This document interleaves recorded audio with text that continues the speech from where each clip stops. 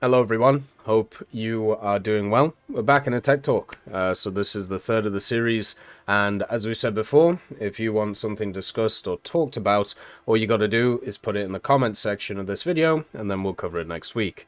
Been really enjoying doing this, and since there isn't a ton going on when it comes to War Thunder over the last little bit, this is actually a really good time to do these things, so we can chat about a bunch of different topics, and also at the same time just have a bit of fun. So let's go through it as we do, going basically from the first comment onwards, and then we'll just keep going. And then simple as that.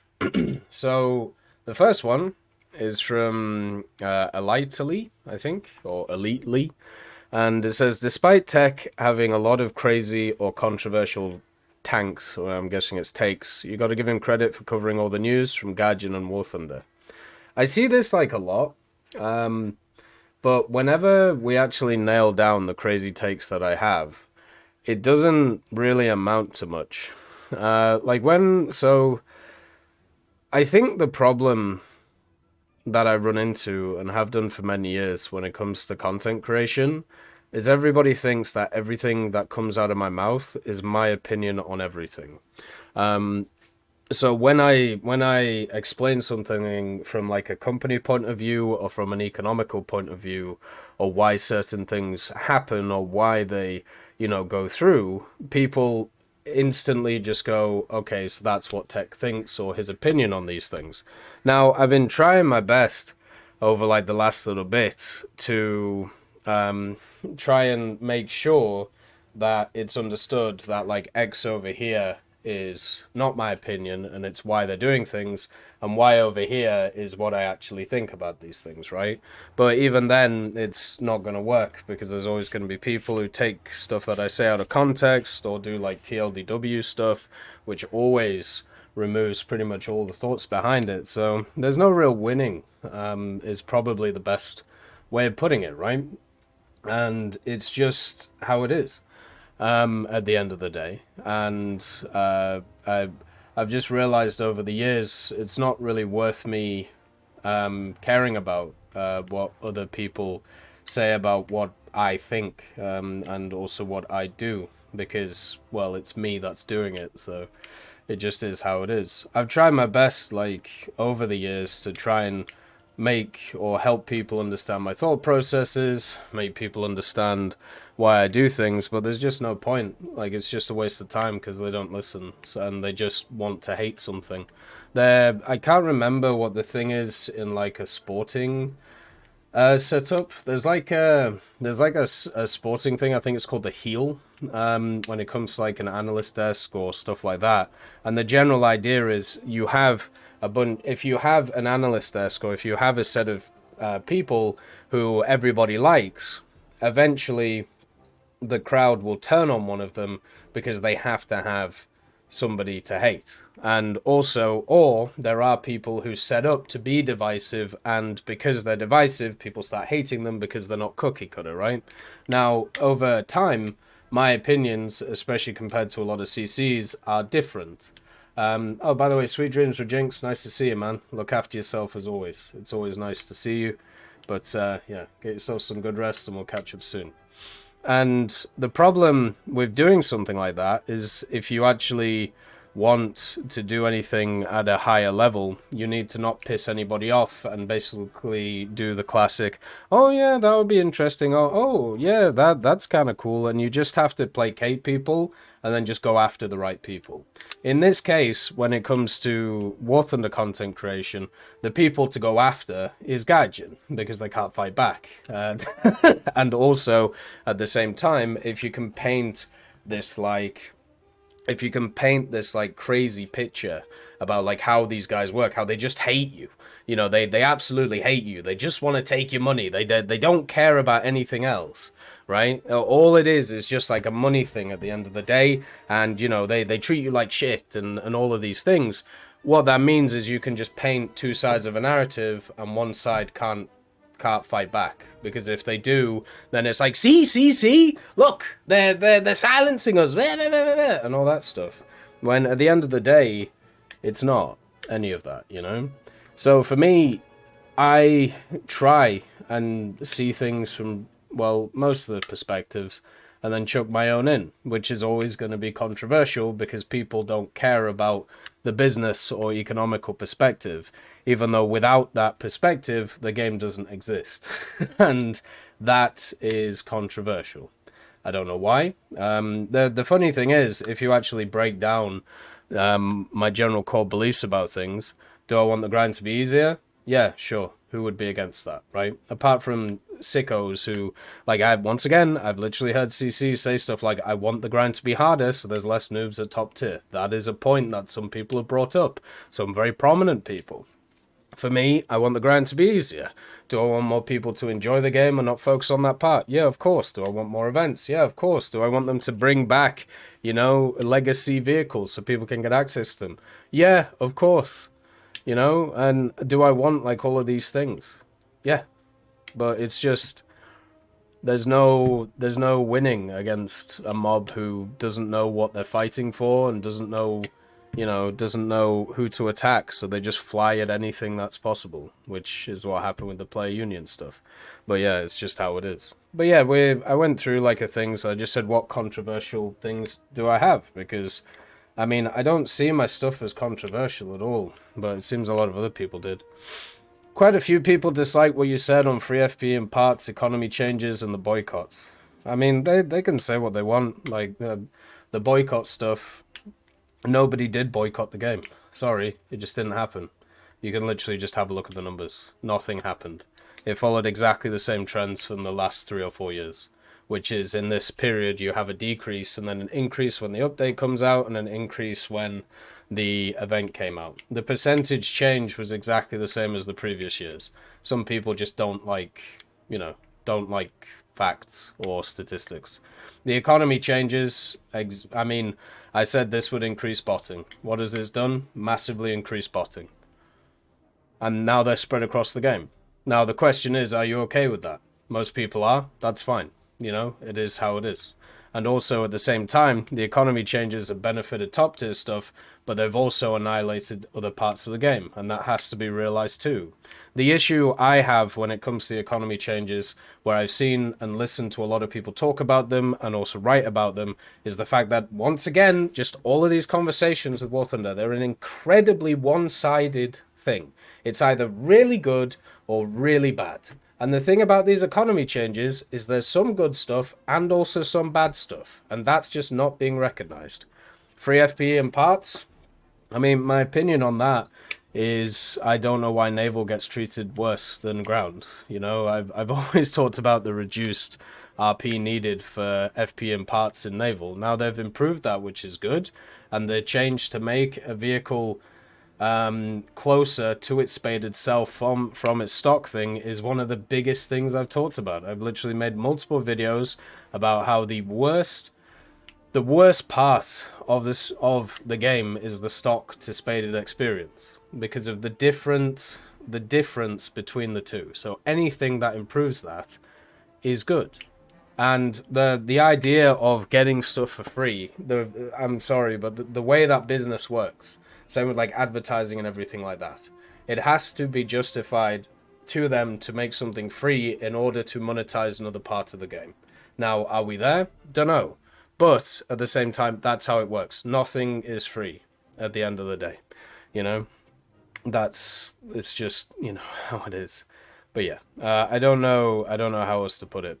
One of the great things for me is, after I say a bunch of things, all I have to do is wait like 2-3 weeks or a month or 2 months, and I can just sit here and just go, well, what about now? And it just happens every time. And all the critics and all the people like that, they just shut up and then they just move on to the next thing. Happens every single time. And it's happened once again with this. Now everybody's complaining about botting. Now everybody's, complaining about whatever the next thing is. It's just how it goes every single time. So then you have the next one, which is Kuro Koni Ku. And AJ's just gone nuts. It says, have I got this on the thing? Yeah. Japan really needs an expansion for their tree. It's been very lacking lately.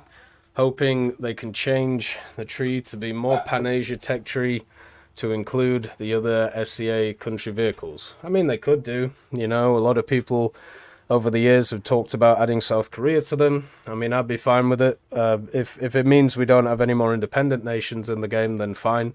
Just chuck everything into it, you know? Chuck a united Korean tech tree.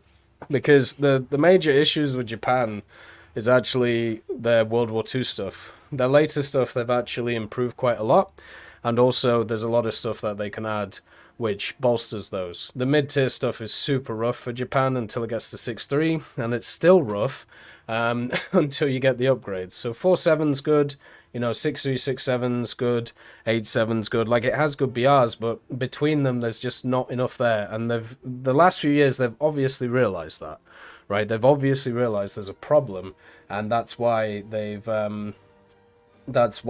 decided for to actually do that, right? To have a time where you have like more stuff going on for the tech tree. Like they added in all those Type 74s, and then they've now added in 3 Type 16s, and they've started doing this like variant thing, which is good. It's what they should have done, and they've also done it with the Type 87.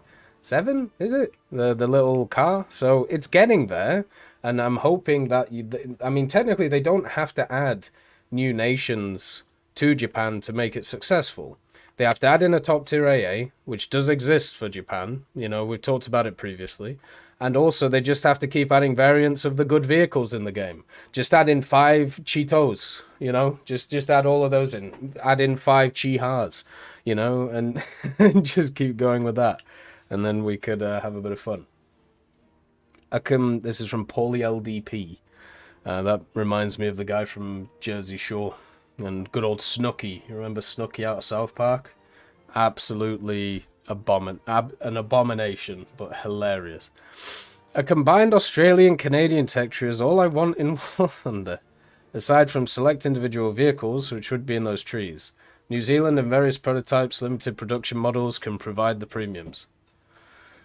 New Zealand vehicles. Well then, goddamn. Hey Tommy, nice to see you too, Samurai. I mean, New Zealand hardly has anything, especially for ground vehicles, for aviation and stuff like that. You know, it does have a decent amount, but I don't know. Why not just stick them in the British tree?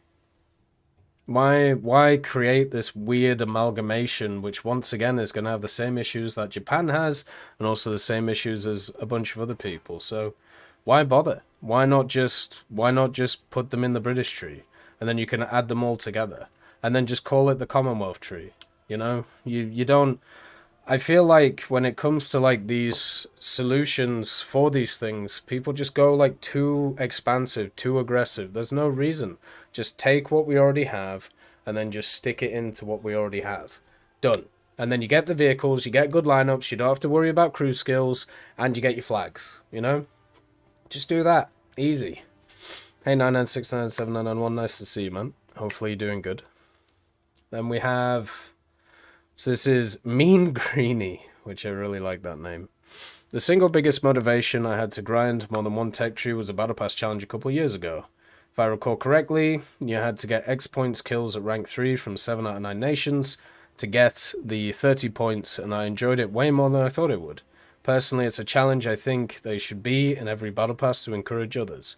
I think they've done that challenge like twice now, if I remember correctly. And yeah, it was like 7 out of 10, and then 7 out of 9, or 6 out of 9. And I think overall it's good.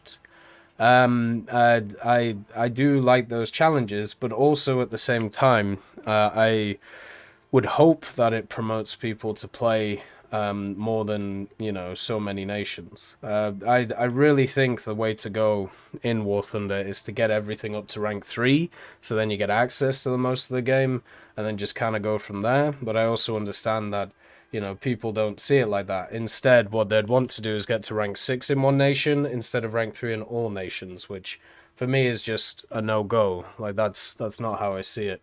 More stuff to promote this stuff, you know, they are doing way more of those like holiday event things, so it looks like they are doing that, which is good. And I'm hoping that they do continue with that stuff, because that honestly is, you know, one of the things I really like in the game. I was actually thinking about in the future they could maybe like I was thinking of doing a video like why do we play the game, right? Like why do we go through and play War Thunder? And because there's going to be so many different reasons, you know. So it should be quite interesting. Then we have Jet Navigator. Britain's in absolute agony with the constant APDS shattering. It is an annoying mechanic, I do agree. It can there's just some vehicles where it is very annoying. Like if it's had like a heavy tank like an IS-4 or like a T-10 or even an M103, I get it, right? I understand the whole shattering thing, but then um, but then what you have when it comes to the when you shatter a round off like a Leopard one, like the turret of a Leopard one, and it's like what am I doing? Like why? And then you shoot the upper glacis. Like I shot a Leopard where the ammo is in the upper glacis. It was a straight shot, and it's somehow the APDS shattered. I mean, even if it had penned, it probably just yellowed the ammo. I had an APDS shot today. I shot a Panther in the side, went straight through the ammo, readied it, hit the driver, readied him, and hit the gunner, readied him. That's that just sucks at the end of the day. Hey K-Boy, why get everyone up to 3 before getting 1 to 6? So it gives you access to all of the Battle Pass challenges and also lineups to do dailies in, so better lineups that you may be used to. And also at the same time, it means that you can do all the holiday events that they bring along, and also like the summer and winter events. There are many nations with different meta lineups at different points, which can help you out a lot. So it makes sense to do that. Rank 3 is kind of the golden goose because that's when all the dailies, all the specials, all the extra stuff in the game kind of opens up to, you know? And that is, you know, that's kind of important. Expand access to camos, tons of great skins on the workshop site that are excellent. Yeah, I agree. They should increase the amount in the camo box and then just keep going from there. Maybe add some in the game for GE so people can get paid through that, and then also see some pretty cool stuff. We have DJ Mitchell. Hey Tech, I've been enjoying these types of videos. My question is that I've been thinking a lot about some other intended consequences of the economy changes. One that came across my mind is how premium players will always be reimbursed for SL in order to never have negative SL after a battle, except team killing. I was wondering how you would think it would be implemented, because I'm currently thinking that in order for premium players to always get this calculation and get a balance of 0 and not take advantage of the system, that auto-repair and auto-replenish ammo will be mandatory for everyone, and we will no longer get the choice to wait for repair. Or do you think there will be the creation of a new program of insurance for premium players to cancel out the negative, or is there another option you believe Gaijin might take? I mean, so they either do the system that you talked about, like the whole, they just remove, or, you know, auto, non-auto repair, which would suck because it is actually one of those parts of the game which is super crucial to understand. And for me, it's a great barometer to work out if I should talk to somebody about the economy or not. So if somebody, if we're sat there and we start into a conversation about the economy and how tough it is and blah blah blah, if I turn around and go, well, do you have auto repair off? And they go, no. Well, it's like, all right, well, that's the barometer piece. Or if they go, oh, what is auto repair? And then I explain it to them, and then they say something like, oh, well, it doesn't matter because, you know, only 10 seconds between battles. And then it's like, okay, so this person has real short-term thinking. They're not thinking of, like, you know, the longevity of this all, you know, the whole idea of micro increases as you go up, and then also at the same time, like, they obviously just play 24/7 because nobody ever sleeps or eats or goes to work or goes to school or anything like that. But yeah, so it basically, at the end of the day, it's a good barometer for me to work out should I be even bothering with this person. which is quite interesting. Like if somebody is so, like, first of all, the amount of ignorance which is around auto repair and how it works is nuts. And then also on top of that, if they are unwilling to do it because they have to click a button one more time, they're just not worth dealing with, are they? At the end of the day. So if they remove that, that would be really sad, but that's more of like a personal thing.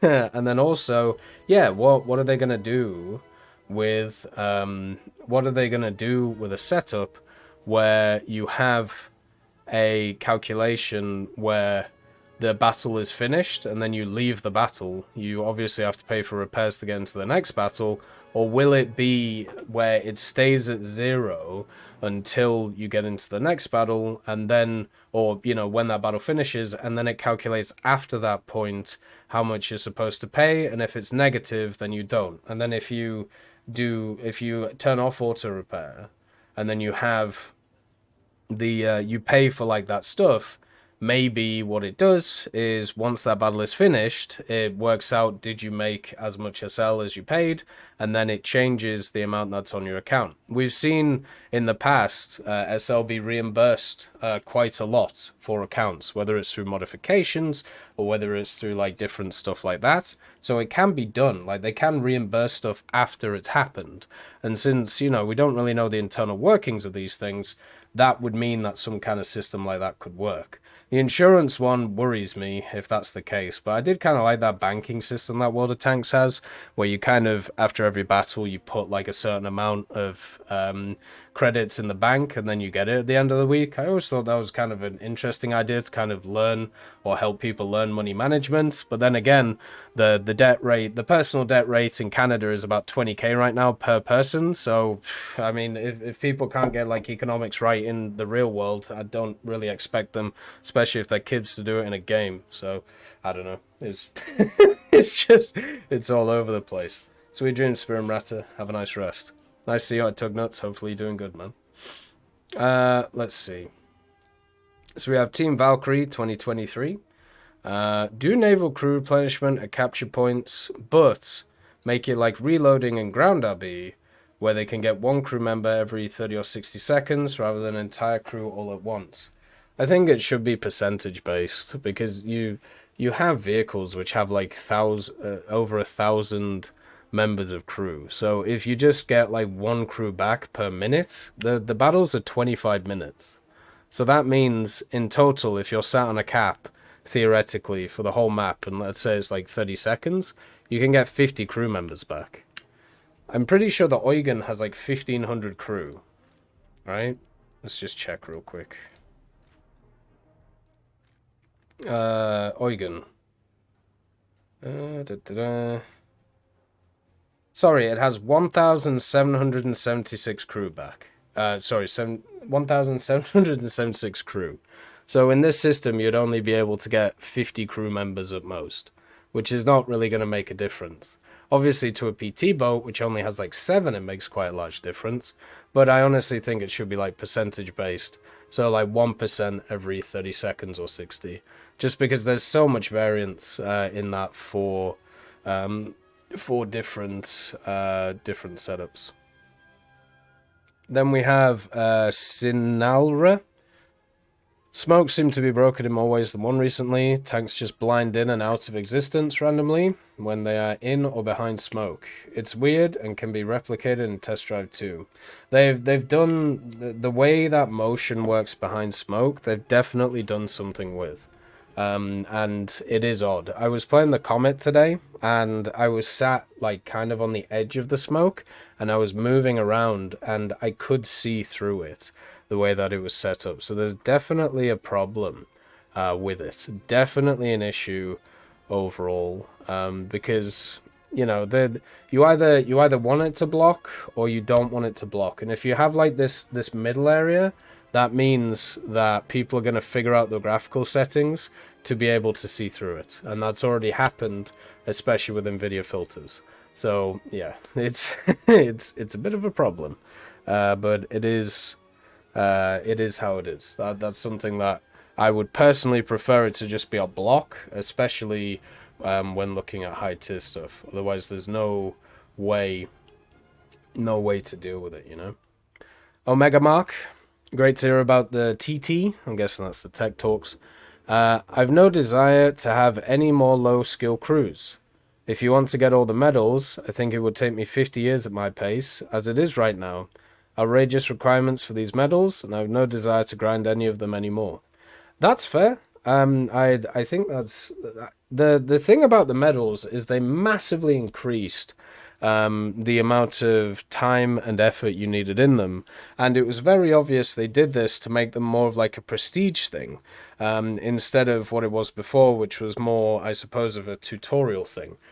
Kind of like the battle pass stuff, right? So it's more about how long you've been in the game instead of the little kind of achievements that the medals used to be. I think they switched the Gaijin.net achievements to those and then made the medals a bit more longer. So the idea is you have to be dedicated to a nation to get a lot of the medals, which is fine for some people, but also if you're a person who wants to focus on that, it's going to take you years to do it, and that's really going to be struggle town for a lot of different people, which is just going to suck. The next one is we have Pensive 7270. Here we go. Question 1. Do you think more advanced fire and forget systems have a place in War Thunder? We already have things like TV guided missions from jet aircraft, but what about from helicopters like the Pars 3 and now the Spike? No. No, I don't. And I think the ones that they've added already have shown the issues with balancing them, with the UHT being incredibly overpowered and then completely useless the next update. Because it became way too strong. Then also, I don't like things which don't take any effort from people to use them. We already have enough point-and-click stuff in War Thunder. Adding more point-and-click stuff, especially with how the servers work and how you have the whole desync issue, it just annoys people. And I'm in exactly the same setup like as a lot of others. I'm very bored of all of these high-tier mechanics that have been added, and just like Gaijin said at the start of the year, it's like, oh, it's really hard to grind out, and also it's really hard to like balance all these mechanics. Well, just stop adding them then. Like, just give up, you know? Just stop adding all of these things that just keep breaking the game every other update. And then you have to modify them, and then you have to change them a bunch to make them more realistic or more balanced, and then you just break everything again. Like, and then it's a a revolving circle, which is why I don't know how anybody could play top tier with a serious face, especially a lot of the CCs and make like videos which are like, oh, this tank at high tier is this good and this bad, blah blah blah, because the meta shifts so much. What was good like a few months ago just is absolutely awful now, like especially when you have a look at like the AA changes and stuff. Like, it's super tough. But yeah, I don't want any more point and click mechanics. There is enough assistance in the game and has been for a long time. There's no need to add more. Q2. What's the most effective way / pace style to get a nuke in ground RB? I've only ever played Russia ground and air, and I've only ever got one, and I don't usually come close. My friends, meanwhile, who play top tier Germany and Japan, France, Sweden, and US, have several nukes in the range of 9 to 10. Ooh. Play very overpowered light vehicles. Play very overpowered light vehicles which are fully spaded, so you get the airstrike thing, stuff like the Puma, the Baglet Panzer, the 2S-38, for the USSR, 2S-38, BMP-2M. Just play those, and you'll eventually get them done. Like, it's as simple as that. If that's what you're going for, I mean, a nuke is nice and all. Like, it's nice to see the boom boom, but at the end of the day, it's not like a huge thing. The other thing as well is actually play solo, because if you're playing with really good players like you're doing, and you're hunting for nukes, like, you're gonna be supporting them and getting the nukes, which obviously is good because everybody gets them and you win the game. But if your sole purpose is to get nukes, playing with other people who aren't as supportive as obviously you're being is not going to get you to that point. So yeah, I don't know. It is something to consider, but also at the same time, I would highly recommend and say it shouldn't be something that's even on your mind. Like, it shouldn't be something that you should worry about, right? Nukes are like a nice little addition on top of things. They don't really give you anything. They give you a bit of SL and you win the game, which is fine. But there are so many much better ways and easier ways to win a game than just trying to hunt nukes. Then we have latering with accelerating. I don't know, something. Oh, this is another long one. I've recently been really interested in the naval parts of the game, and by extension, that has brought my interest through to submarines and usage in historic and current navies.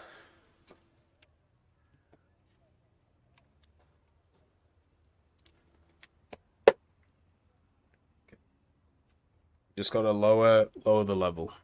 I'll start off with my question. That would have been nice. On what we currently have in game. Since I have only just gotten into naval, wanting to get battle pass missions done, and I'm trying to grind to unlock the French blue water with the stars. I'm still early on rank 2 or 3 through most of the trees. I've noticed the back end of the naval grind is really cluttered, where the XP matches up to ground and air trees. It kind of skips rank 5 and goes to rank 6 prices, while also really filling up how many boats are in the last rank. Do you see them splitting this rank up in the near future, or just keep it as is, and as new things are put into later ranks, changing the prices to match others of the game? So the first part of that is, of course, they will split up the ranks the more vehicles that they add. It's something they've always done and always moved through. The issue is when, as you've said. Now that just matters when they just add in the next set of battleships. Right now, they're slowly but surely adding some of the battleships from the Second World War, but not what would be classed as the big boomers, that we all know. And with the addition of the French being not as anemic as the Italians, when they added the Italians was a very anemic tech tree, but even the French HITES is incredibly anemic compared to other nations. I think it's probably going to be a little while before we get a new rank. But honestly, even though those vehicles are high RP wise and SL wise, at the end of the day, they are really easy RP and SL pinatas, and at the same time, it's still much easier to grind through those tech trees than aviation or ground, just because of the amount that you have to kind of go through. So even if they did keep adding in vehicles at the rank 5 of naval and didn't split the trees and didn't change the RP or anything like that, it still would be much easier to grind through than the rest of the game. So if we're just looking at like collectively and the ratio between the different tech trees, naval is still much easier to grind. So if you look at it from that point of view, will it change? Probably not soon. Even if they do add in a new rank for naval, which my guess would be not this year, but maybe next year or the year after, what they'll do is then 6 months after they'll reduce the grind. So you're still looking for from a long time point of view, but also it depends on what you mean by near future, right? Like, obviously, if something's around for 10 years, 2 or 3 years can be near future compared to 15. Hey, Abby, nice to see you. What is the best way to grind coastal fleets? I've tried waiting for games at the lower coastal BR, but after 5-10 minutes wait, I give up, and I'm just managing with bringing some Battle Pass premiums into blue water games and getting caps or a lucky kill now and then. The best way to grind the coastal fleet is use lower BR destroyers and then use PT boats, as you said, to capture zones and also win those initial PT battles that you see on the ground. The other thing is either buy a high-tech coastal premium like the MPK or the squadron vehicles. You have the SKR in the USSR tech tree. Now I know they added. They made that one crazy expensive because it's super, what's the word? Super good. Let's just put it like that. I would honestly say that that's probably the best way to go. I don't know how grinding through it nowadays is going to go unless they fill stuff full of bots. But yeah, just pick one of the tech trees and go with it, or just do like the first thing that you talked about. Now onto the submarine parts. I recently heard an opinion from another content creator that they think it's inevitable they will be added soon. I tend to agree, but what is your opinion?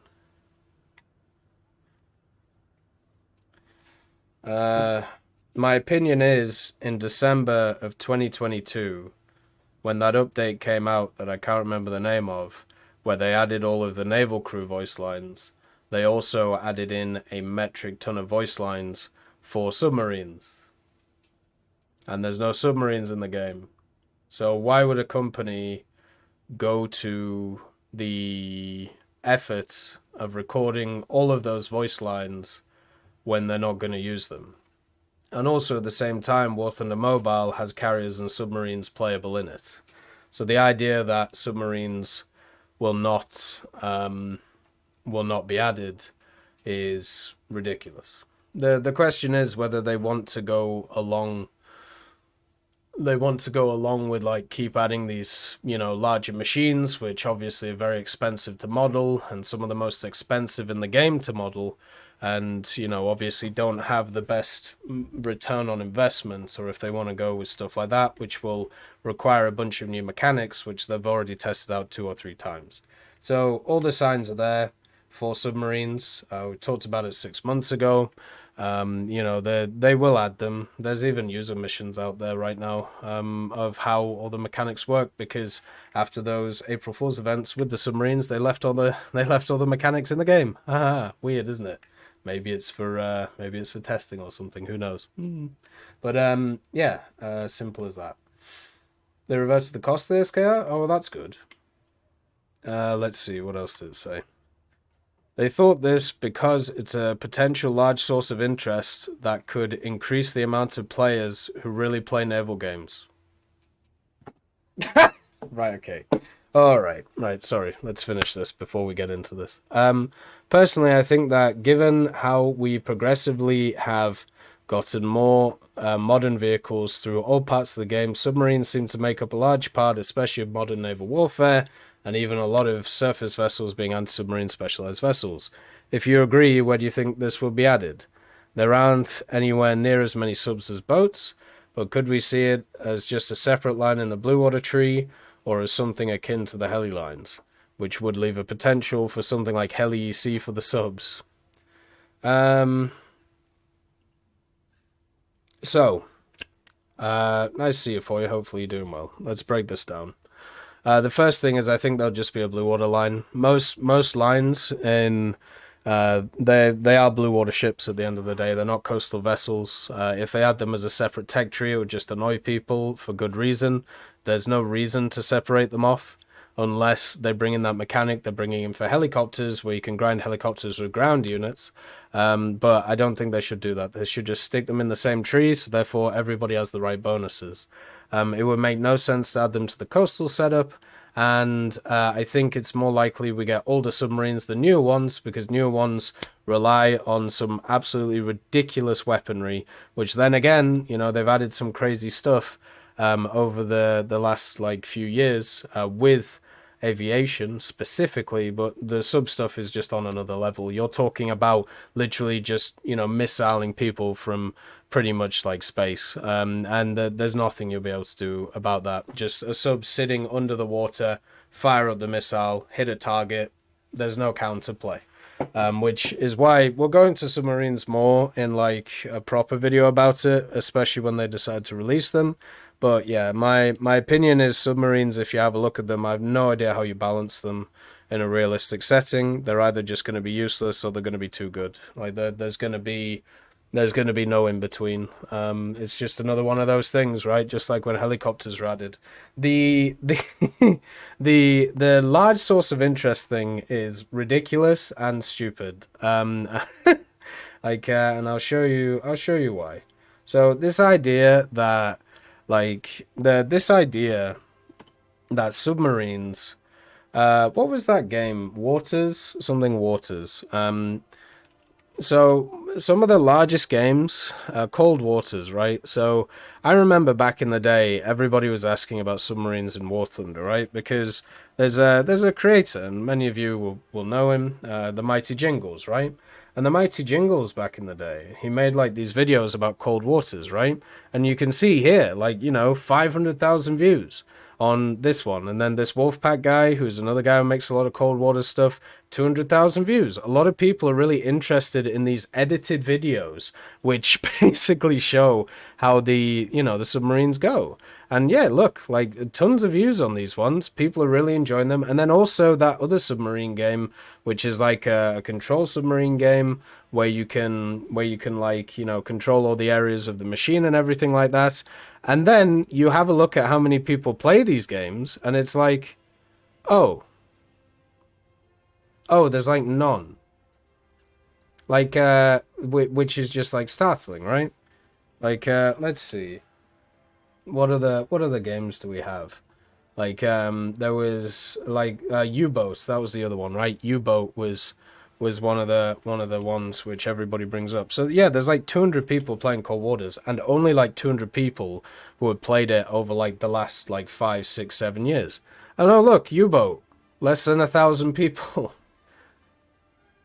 This is the player base you want to go after? It's tiny. It's not even worth thinking about, right? Like it's not, if you're doing like a cost based analysis, this is tiny. By the way, this is War Thunder, right? And just remember, Steam is not its major like thing, right? So you vote 869, 30-day average 550, Cold Waters, all-time peak is only 850.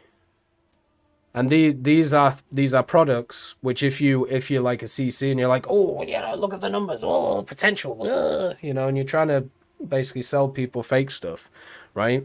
You look at these and you're like, oh, people are really interested in this. This is really cool. No. Some games are fun to watch when they're edited and they cut out all the rubbish.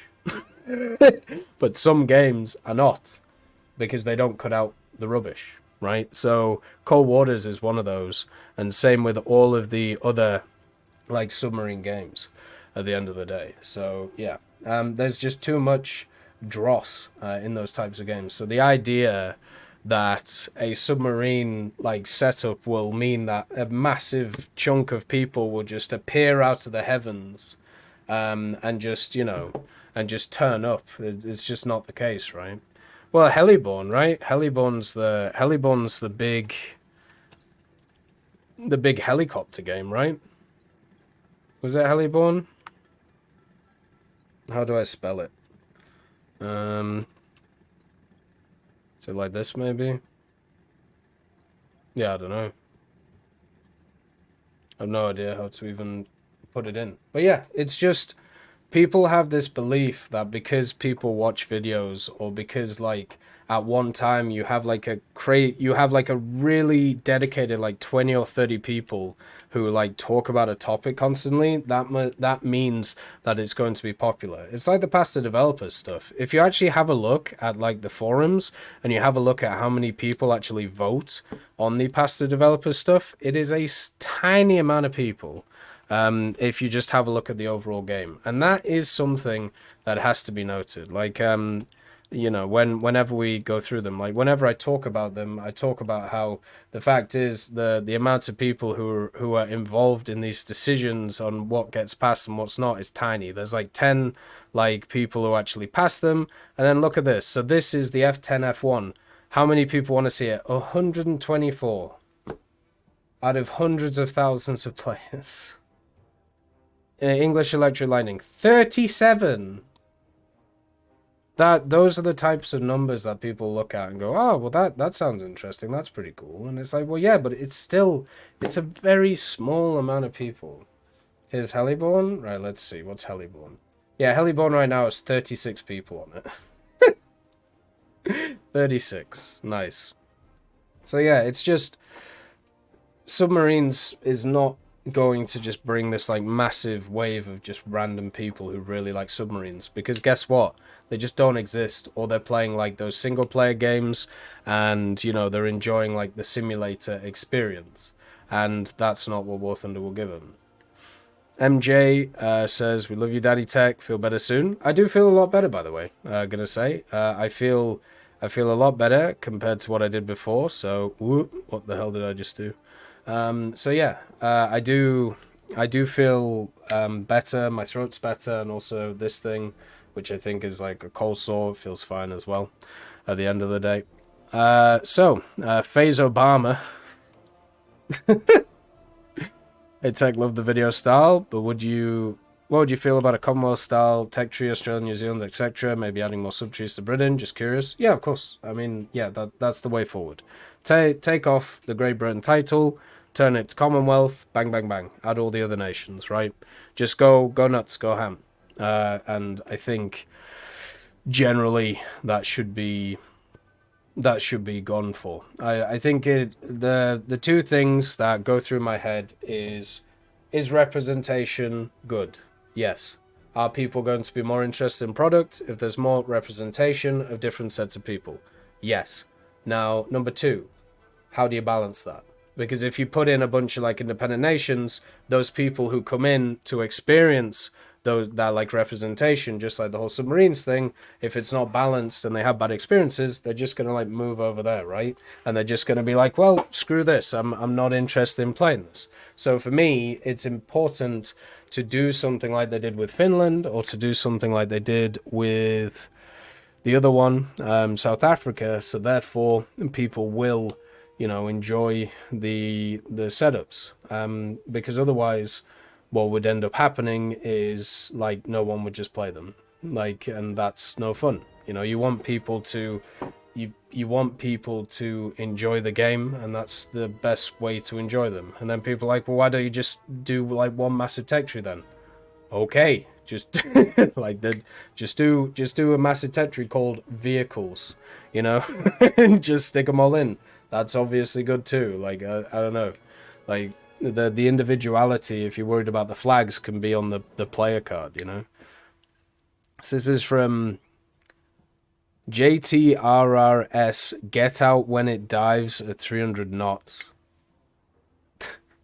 In regards to fake unfinished vehicles, do you think they'll start by adding the wooden mock-ups, which had the components built, or just go full World of Tanks mode, as well as for planes and etc.? Also, do you think there's a possibility that they'll do what World of Tanks has with the switching around of combinations of armaments and turrets? So the first thing is they're already doing that. So they're already going full World of Tanks. That F-16AJ is full World of Tanks, right? That thing never existed. That specific one never existed. The R2Y2 also arguably never existed either. There is one reference in one book to there being 3 variants of the R2Y2, V1, V2, and V3. There was only one fuselage which was ever built, and that's it. That's all there was of the vehicle. So they've already done it. They started the game doing that stuff. So the criteria is already there. If we're talking about like an overall thing though, I think what they'll do is what they've done with the ships. So if you have a look at the German ships that they added, I think it's the 47 and the 46. Here, I'll just check for you. Let's see. I think what they'll do is they'll just expand what they've done with the Z47 and the Z46. These were just never built. Like they were laid down and nothing was built on top of them. Then also like the USSR, you know, with the Kronstadt, like they're just gonna do more stuff like that. But they'll just do it with ground vehicles and air vehicles, because they already have, like, in any standard that you can think of on should they do this, shouldn't they do this, it's already been done. Like it's literally already been done. So it's just whatever they pick and choose. As I said, there's only one rule to these things. Only one rule. Is it balanced? In the eyes of whoever's balancing it. That's all that matters. And then the possibility of the switching thing, no, I don't think so. Like I honestly think that's a really bad system anyway. because it means that you can be completely non-combat effective at a certain rank depending on what you already have. I mean, the way to kind of see that is we already have that in War Thunder with shells, right?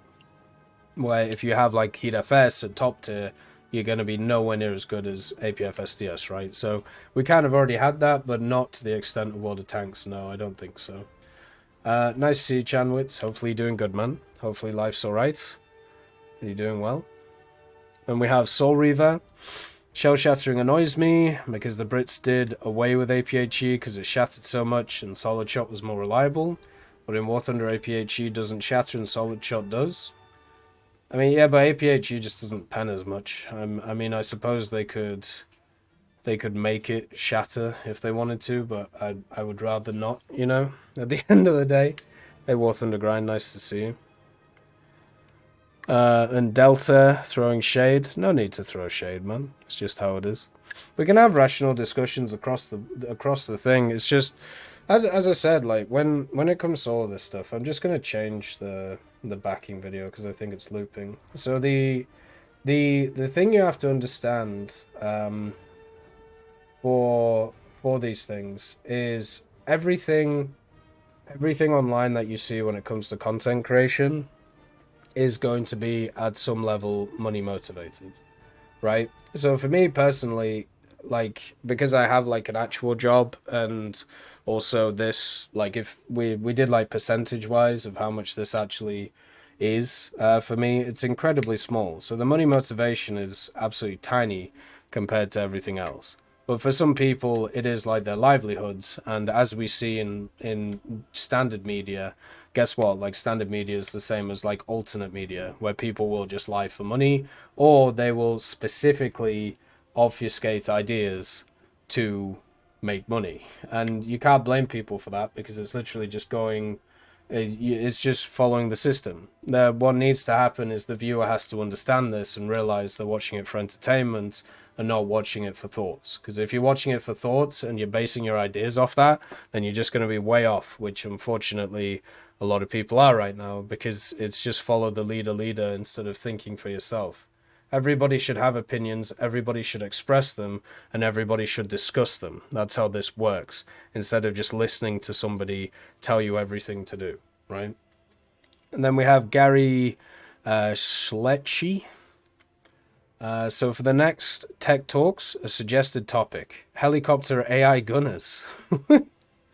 Most attack helicopters have two crewmen, a pilot and a co-pilot gunner. Generally, either crewman can perform either role from either seat. War Thunder has AI gunners for aircraft for a long time. What would be cool is if the helicopter gained this feature. If a pilot is maneuvering, the AI gunners could fire the turret weapons at air or ground targets. If the gunner is in the ATGM or missile site, the pilot could use his helmet to sight to defend the helicopter with the gun.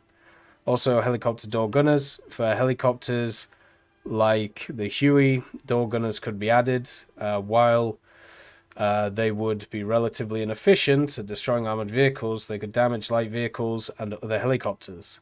While I think that this is not the type of thing Gaijin would waste time with, the mechanic already exists for bomber attackers, and there is already a crew skill set up for it. It would not be starting from scratch, since until ASW helicopters become a thing, Gaijin had almost peaked when it comes to helicopters, and this could breathe some life into the lower tier helis. Yeah, sure, why not? You know, it sounds fun. Like, I don't know how else to put it. It sounds fun. You know, with, as you said, the systems are already set up. All they would have to do is make sure the firing angles were correct. And I mean, I would even go a bit further. I think with the new setups for voice commands and stuff like that, I think it would be super cool in War Thunder if you could have like chatter between like the different guys, and then they could, you know, add in some different updated voice lines every so often through the battle pass, and yeah, it would be pretty fun. Like, give it a bit of a realistic feel. So it's not, you know, it's not a negative thing, and it sounds like a bit of fun. Is it going to be that useful? No, but we have a ton of stuff in War Thunder that's like that, so that's obviously not always the goal. Then we have you done for. Do you think the US Should get more SPA or unique vehicles. I'd love to see the MIM 72 Chaparral, the LAV 25, the AV7, Amtrak, the M1A2s. Yeah, I mean, why not? You know, I think when we look at the US has some of the most in the game, and then also at the same time they have the most room for expansion, which has been my thing about like American Naval for the longest time. Like even in the start of American Naval, when it wasn't really the strongest, you always knew that you always knew that you always knew that they were going to get there. And now that they're kind of there at most of the BRs, they still have room for expansion to be even stronger. The same is with like ground at high tier and also obviously aviation. They dominated for a long time. I don't know how it is now, but they still dominate the mid and high tier stuff. Maybe not the top tier. But yeah, I mean, why not? Like, it sounds fun to me. I'm sure they won't stop adding vehicles, so let's just add more. Then we have Hayden Dill. Let's see. Let's just get the top bit in there. What is your thoughts on making good War Thunder maps? I find War Thunder maps to be one of the least favorite parts of the game. It appears like they're trying to make 12 recipes out of one egg, making a big map and then dividing it into different game modes, sizes, and trying to capture a general timeless map. Trying to do too much with a map in my opinion. I'd even take water tank fictional maps if it meant better balancing, less spawn camping, and more unique location map layouts. It's something I think water tanks does better than War Thunder. What's your thoughts? Please, Gadgeon, no opposing spawn valley style maps, of course. Favorite map? We know what's the worst. Do we know what's the worst? I think I have a controversial opinion. Corellia is easily the worst. Corellia, and if you're not counting like Surroundings of Volkalamsk, which is just a worthless map anyway, but yeah, Corellia is easily the worst map. But so first of all, the comparison between World of Tanks and War Thunder is a tough one, because World of Tanks doesn't have respawns. If you added World of Tanks respawns into those maps, the maps would be terrible. Same with if you added CAS into those maps. So because War Thunder has so many different variables that they have to add in, which obviously is one of the problems with the game, comparing it to World of Tanks, it means that making balanced maps is super hard to do because you have to balance it for so many different types of vehicles, which just don't exist in World of Tanks, right? The other thing is, the good thing about War Thunder is it has a map editor. So if you want to create a map, you can do. You can create the map from literally like bottom to top. You just have to take an existing one. So that exists. And they updated it, I think, either this year or last year, so it's a lot easier to use. And I would honestly say if people are interested in making cool maps or they want to see their ideas come to life, the way to do it is to get on that train. And that's the way to push it forward. And then maybe if it gets enough popularity, then it pushes to the next stage. And then, you know, maybe it gets into the game, just like some user-created vehicles and camouflages do at the end of the day. The other part of it as well is one of the biggest issues whenever we talk about maps is everybody believes that their opinion on how maps work is exactly how everybody thinks that the map, or it's how everybody has their own opinion on how maps are supposed to be and play. And then they go on to believe that everybody else has exactly the same opinion as them on the types of maps that they like to play, which is false. But when you have a look at War Thunder, there's so many different people who play the game for so many different reasons that it's really hard to create a one-catch-all map, you know? And over the next little bit, they're going to be changing a ton of the maps to make them super, more barrel straight. So you have, zones that you can go in, and then everywhere else is just going to be off limits, because they're trying to centralize fights and try to appeal to younger people who are very much in for, quicker games, which actually goes against, if you actually want to research stuff. As as much as possible. But it's like we call it the shipyard mentality. The reason why people want to play shipyard in COD all the time is because it's easiest to grind all the guns on, because you can just like run at people and do pretty much nothing else. But the thing about like that is that doesn't appeal to everybody. So then when they actually said that in the Q&A, and a lot of people were like, oh, that sounds awesome, there was also a lot of people who turned around and went, no, I don't want that. And that's the fundamental problem. In War Thunder, you have a ton of people who have a ton of different opinions on what they want to play, and Gaijin is trying to facilitate all of them. And the best way to do that is to take maps and work out which ones people like the most through the map rotation filter, and then barrel down those ideas. And they've done that over the last 2 or 3 years. And you know what's happened? A lot of people complain now because they say the maps are too similar. So, it's impossible. It's an impossible it's an impossible thing. You can never get it right. Also, they do ahistorical places. Most of the new maps are actually ahistorical, meaning that they're based on themes from other places, but they're not actually based on actual places. But yeah, the what needs to be done is community members, if they want to see changes, they have to force the changes. And the way you force the changes is you make something better, as we all know when it comes to technology, when it comes to business, when it comes to whatever. You sit there and you go, I don't like this doesn't work properly, I think it can work better, I'm going to do it. And you have that opportunity with maps. So let's give it a go, let's do it, raise the flags, open the doors. Eat food, all that. Then we have a Mega Mark. Gaijin, in all their wisdom, put a Battle Pass task that requires number of kills with a bomb from 4 kilometers or more.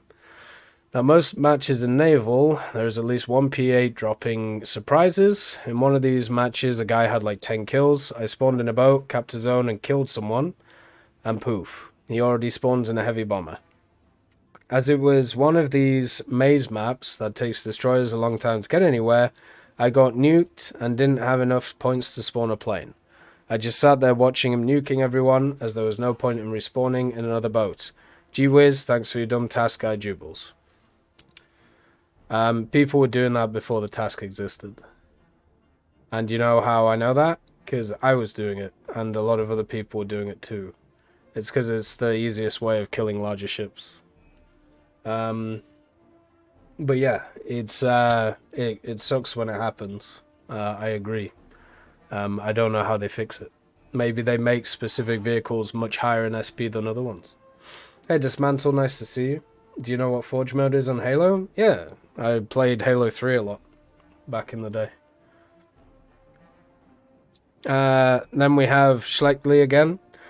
I would like to thank TEC for not butchering my last name as many people do who was close. So I have 4 names, like my 4 real names. So I have like a first, middle names, and then last name. All 4 of my names, people constantly spell wrong. Because they're all off, they're all like off names of their standard names. So don't worry, I know your pain. And also they spell them wrong, and they also say them wrong, which is really annoying, but c'est la vie, what you're gonna do. Makes getting government documents sometimes interesting. Like when an ID turns up and they've spelt my name wrong, super fun. But yeah, my guess would be it was like what, Schlechty or Slechty, like CH in the first part and then K in the last. Usually that's how that stuff goes. Do you think Gaijin will ever add something like Forge or an easily accessible editor? You got the War Thunder CDK, it's not too hard to use. Then we have user, bunch of random stuff. I firmly believe that over the years, I've been shorted on RP to criminal levels. Yeah, maybe.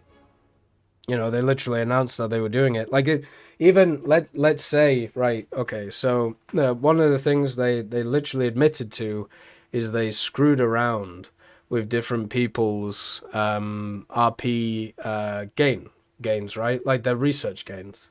So even if they only upped people's and didn't down anybody's, basically because there is a now new level where some people have got up to where they were actually able to get higher rewards, you weren't one of those people. So therefore you got lower rewards than that person. Sucks, right? Like That sucks at the end of the day. And there's no way of knowing if you had it or not. So I can't believe they admitted to that, man. Like that is just nuts. Like, and nobody cared. Once again, nobody cared. More bothered about just some random other thing that they said. That is just nuts. Like, that's just nuts. Anyway. So, helloington. Interesting response, but all understandable. I wasn't even aware that Enlisted already does something like that. In a perfect show of my unhealthy abundance of time, I'll return with another idea. I think this was about the multi-crew thing, right? I'm pretty sure. I'd have to look, though. To pose a broader idea, I do think that game modes that further promote cooperation like that are fairly important, and is something that should be added. It would be especially interesting to see if we could say a multi-stage battles, perhaps similarly to how Battlefield games handle it on their breakthrough modes. One team attacks, one team defends, the attacking team has a set number of tickets and has to focus on pushing back the front line until the map has been conquered. Dare I say, it could even work with the otherwise stupid idea that is historical matchmaking for certain era ranges. Since the gameplay could fit fairly well, it would also work really well for hybridizing air and ground, especially basically removing all the drawbacks and annoyances of having CAS and ground AB. It might be good as another game mode in a mission format, again, similarly to Simulator. No clue why I've come back and posted another of these, but meh. Because it's always right to give your opinions on things, even if they sound balmy. You've always got to air your ideas so they can be discussed and thought through and pushed forward, you know? There's no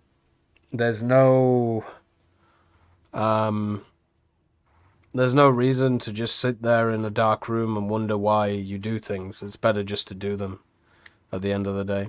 I mean, they could add some kind of battlefield mode. The first thing they'd have to do is remove repair costs. They'll just have to get rid of them. Because the one thing about Battlefield, when it comes to like the soldiers, is it costs you nothing to die and respawn and go again, right? Which is why they've added it to Enlisted, the confrontation mode. So they can do stuff like that if they want to, but at the end of the day, yeah, it's going to be tough. The attack defends one is also another thing, which once again you'd have to remove repair costs, or you would need very, very specific balancing. In one of the events, they actually did an attack and defense thing, and what ended up happening is once one of the sides was favored, the other side just left, and this is a problem with War Thunder, and it's the whole like you can, even if you leave a battle and you don't have to, you get crew locked, you can just play another nation, right? So if you get into a battle and it puts you on the defense side and you don't want to play on the defense side, people will just leave, especially if one side is specifically favored over another. The reason why I can say this is because I played Enlisted, and Enlisted has a crippling problem, which hopefully will be fixed in the next update, which has made me at the moment not too interested in it, and also many others, because the problem has got to its conclusion. And that conclusion is when you only have two sides to a battle and one side is slightly favored, even if it's only 51 to 49, eventually that becomes 55 to 45, 60 to 40, 80 to 20, and then 99 to 1.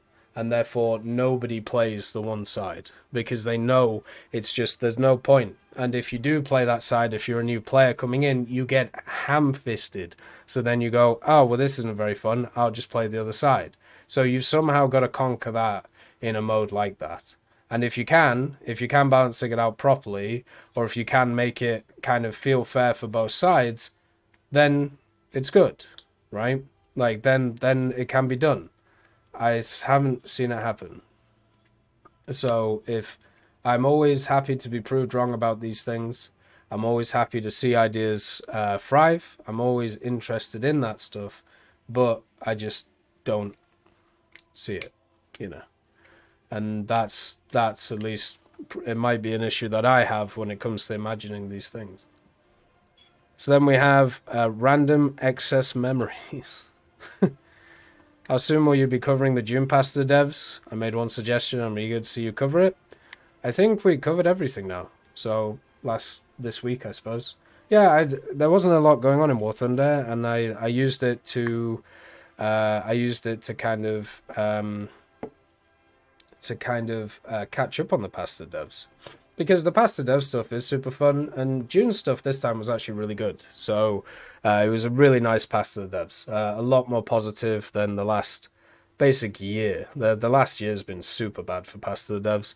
There was only one copy paste article this time, and there was only like 2 naval suggestions where they decided that they had to write, the whole lineage of their family and how they got to that point of writing that essay, in Microsoft Word about this wonderful Japanese ship, which, basically its whole existence was go and support this convoy, get attacked, have to be repaired, go to this convoy, be attacked, go repair, stick a bunch of new guns on it, go to another convoy, get attacked, guns don't help, and then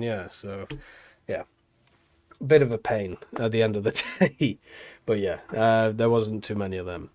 Then we have Nikki Konarski, which is a cool name.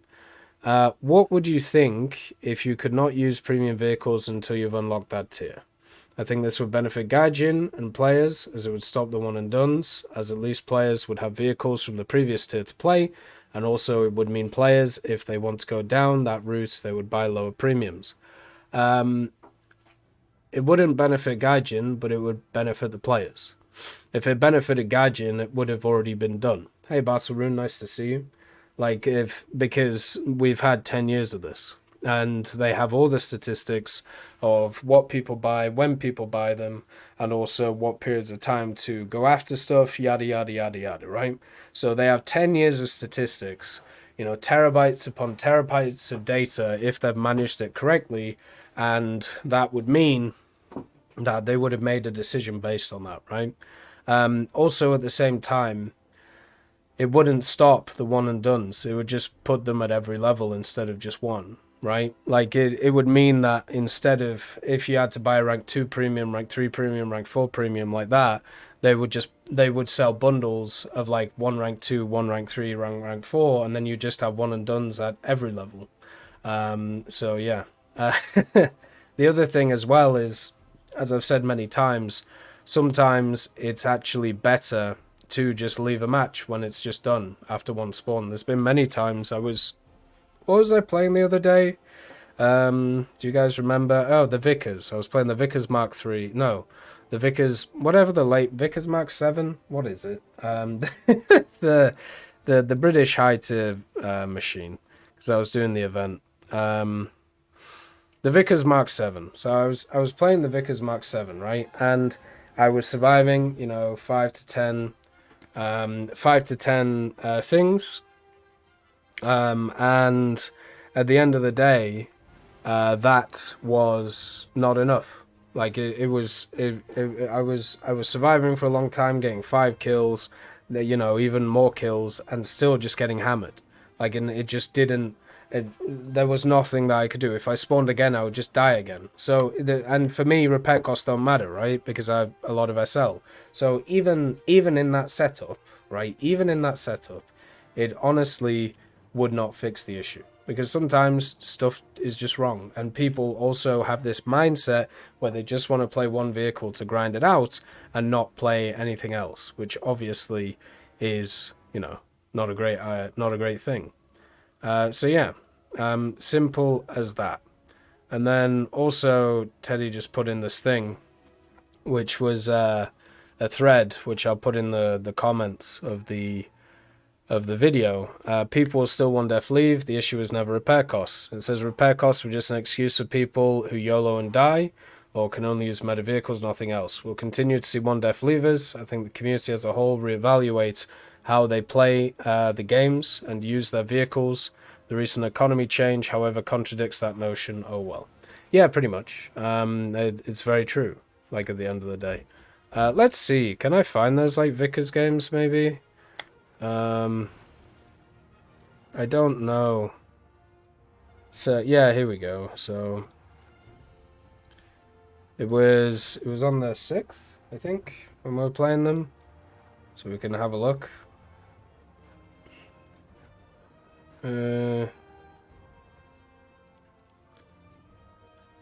Alright, was it these? Yeah, I think it was these. Was it these? I don't know what happened in that match. But yeah, most of the games. So here we go. I'm pretty sure these were the matches, right? Oops, sorry.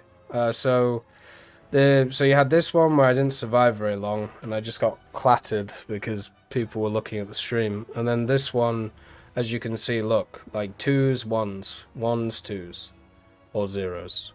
And then once again, 1s mainly, and then 2s. And then we have a few more, which is quite nice. So that was a longer battle. But even on the enemy team, look how many 1s there were, and also 0s. Then once again, 1s mainly 2s, 0s and 1s when we got hammered again. And then once again, like a bunch of 1s and 2s, 0s and 1s, like, you know. So people aren't like nothing's really changed, because people have this notion, and they're stuck like 3, 4, 5 years ago, that the economy is much easier to grind in short games, which is just not true. Let's see. Danisha Koju. TEC. I'm expecting Guardians to add the TU-95 to swap places with the TU-4 so it lowers the BR.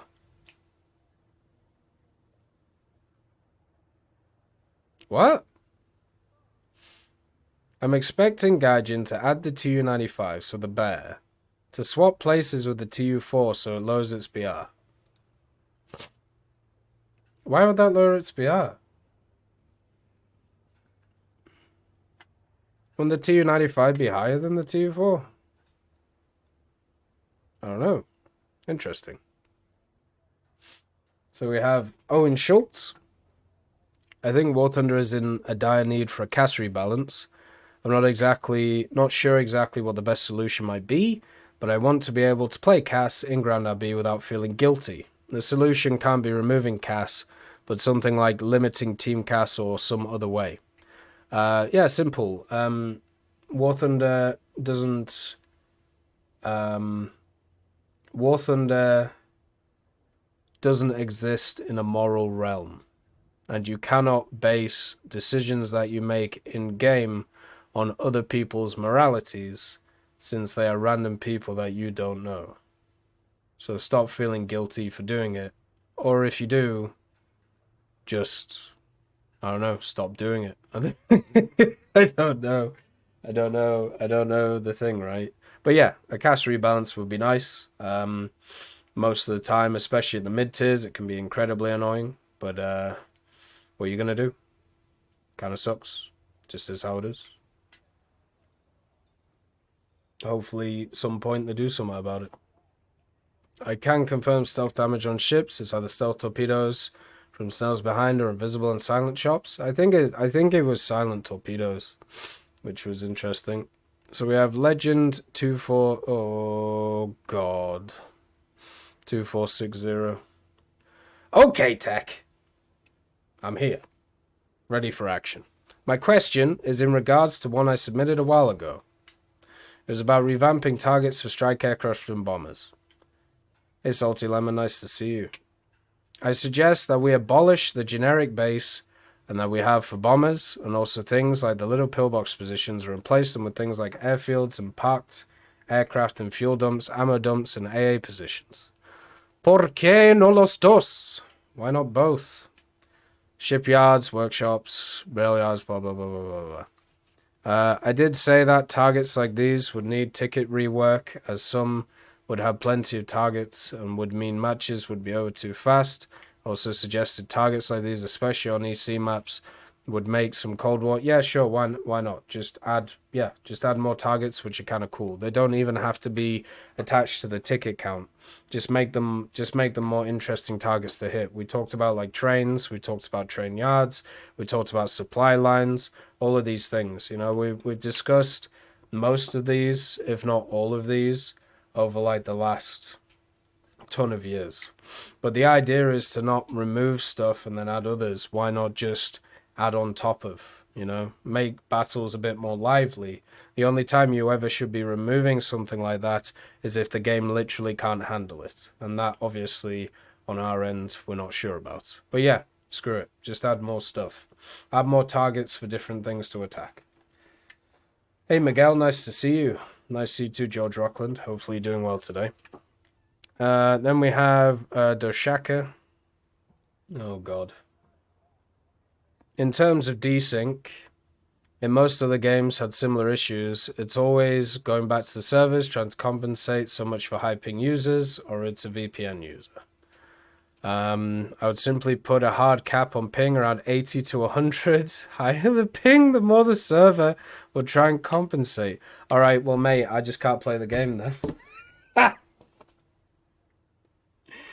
Woo! Yeah. That means all of South America can't play. That means most of Asia can't play. And that means India can't play. That means none of Africa can play. So, yeah, you've... Yeah, come on, man. Like, no, if you want to do stuff like that, you have to increase the amount of server clusters in different areas. But no, also War Thunder isn't set up like a lot of games, the way that it works, client to server side. But yeah, the hard cap thing you got to be super careful on, because you don't know how many players actually rely on pings, which are higher than that, and it's quite a lot. Like me, I'm in northwest Canada. The servers for War Thunder are on the east coast. I think they're near like Chicago or something like that. So my ping to those servers can easily be 100 to 110 if they're having a bad day. And there's a more central server cluster where I get 60 FPS, 60 ping, but that is one of those things which is very much like all over the place. And then to Europe I get 160, and to RU I get 220, and to SEA I don't even get a game. So like you just nuked a ton of the player base, you know? So it can't be done. And if you want to do it, that's fair, but like, you know, it's to make it more fair or whatever, but then you still have the same issue, you just make it tinier. Luckily, War Thunder has respawns and it isn't an FPS, so stuff can be managed around. It's actually one of the better games for stuff like that. We have Maxwell.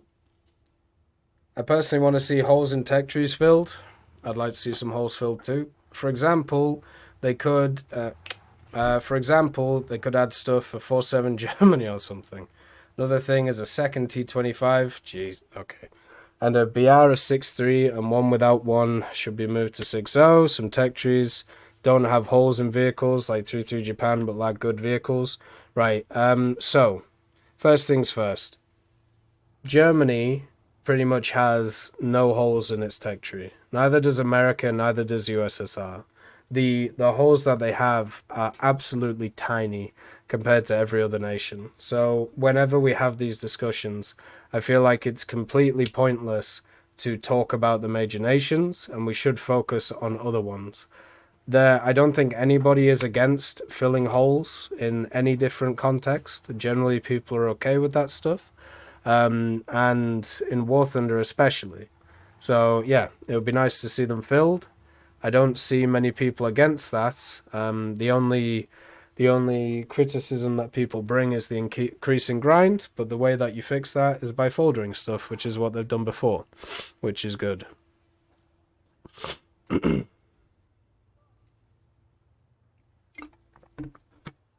Daniel Rex.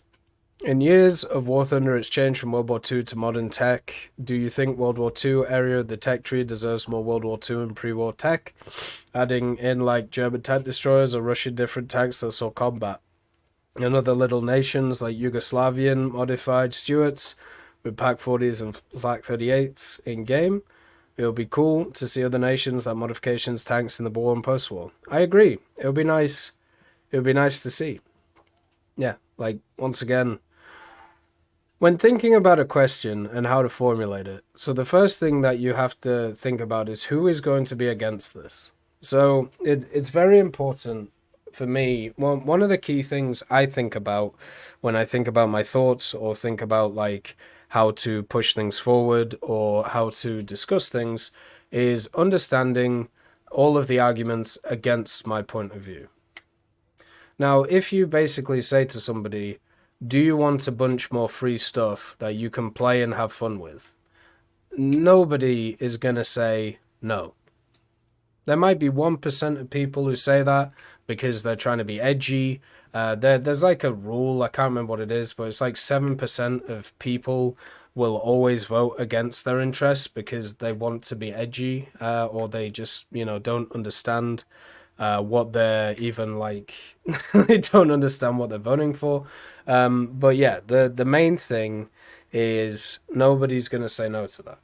So would you like to see, whatever in the game? Like the majority of things, people are not going to think about it or know what it is, so they're just going to say yes. In this case, do you want more vehicles to be added? Yeah. Do you want more World War II stuff to be added? Yeah, sure. The question is, where do you add it, and is it needed, and are you foldering it? And also, how much is it going to cost? Those are always the questions that are more important than are you just going to add this vehicle? Because the answer is yes. They've shown over the years that they're going to add anything. So even though I have personally like a bunch of wants that I'd like to see in the game, I know they'll come eventually, just like a bunch of them have over time, like the B-26, for example, and in the last update, the M4T26. So yeah, it's just a relax thing, it's literally just a chill time. So yeah. Then you have electronic control. Speaking of combined nation tech tree, wouldn't mind seeing an entire Middle East tech tree, including technicals. Yeah, sure, why not? Peter Sott, Peter's OT, maybe. Lately, enemy tanks have been a bit glitchy, out of nowhere, just become invisible. I think it's something to do with either the visibility stat or the smoke stuff. I'm seeing a lot of things, I think the smoke is making stuff fade in and out, and it's super weird. In the last update they've done something. Like they've done something with how visibility works with haze and with like general things like in the way. So yeah, I've seen that quite a lot the last little bit. Ryan Trahan, it's kind of a cool name. Bring back the 9.7 wall, or better yet, unbuff the missiles back to the way that they were when the R60M and AIM-9L first came into the game. It was a lot more realistic and better. You had a lot more fun for all. I shouldn't need flares to avoid an R60M if I have enough airspeed and a maneuverable aircraft. They aren't R73s. Fair enough. I need to know the context and what we're looking at and all of that stuff. But for me, usually in stuff like F-104s, if I can create enough distance, I can get away from R60s. I actually find it really hard to get away from AIM-9Ls because they have a lot more booster. They have a big old engine on those things, which is a bit annoying. But yeah, that's, there's not a lot that I can say about that apart from, yeah, it's annoying. It's annoying dealing with very powerful missiles when you have no countermeasures, which is why I said when the Su-25 came out and the A-10 came out, these were going to fundamentally break the game. And a lot of people thought from a ground point of view, but no, from an air point of view, because you're adding these vehicles which don't have a lot of air performance and just rely on very heavy missiles, right? And that's why I'm against stuff like trainers being added when they have access to like, crazy munitions, like a lot of these modern trainers have, where it's like, oh, we've got like this, prop plane or like really slow jet, but it's got 2 AIM-9Ls on it. And it's like, well, grand, but yeah, that'd be really annoying. Hey, Daddle, nice to see you. Instead of answering all those questions, you could answer the question, how do magnets work? We've talked about this before. Magic. All right. We literally watched all those electromagnetism videos. Do you remember those? They're fantastic. I love them. That's right up me. That's right up where I'm from, I love that stuff. Love me some electromagnetism. So then we have Kitenemy. I would like if there wasn't a lock on which decals on go on what tank. For example, I recently wanted to put a silver star on the Panther to make it look like an Allied captured Panther. Sweet dreams, Moon. Have a nice rest. That can't be done. That can't be done. It's especially annoying for decals I purchased, like the vehicle recognition marking for Great Britain, which is still limited by this lock, same as the free decals. Would be cool if Gaijin removed that lock so you can put any decal on a tank freely. Is War Thunder better than Modern Tanks? I mean, for me it is, but they're fundamentally different games. So they're going to appeal to different people in different ways, right? So, yeah, it just kind of sucks that we have these comparisons, but everybody's going to compare everything. But yeah, they just work differently.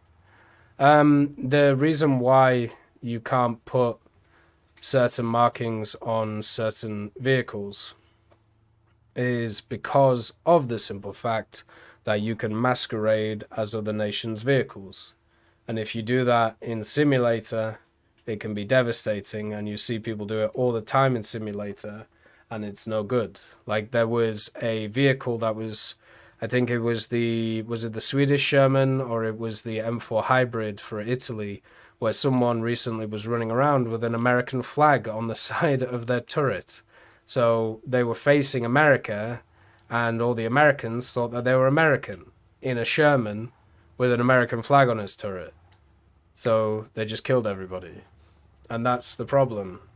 If you're doing it to make it look a certain way or whatever, the problem is there's a lot of people who abuse it. And just like with like decals back in the day, one of the things you used to do when ground forces first came out was you would make certain decals really big. So like the 8-ball decal where it's like black and it has like little like fragments on it. So people would do that and make it massive and cover the whole tank, and it made it look like your tank was dead.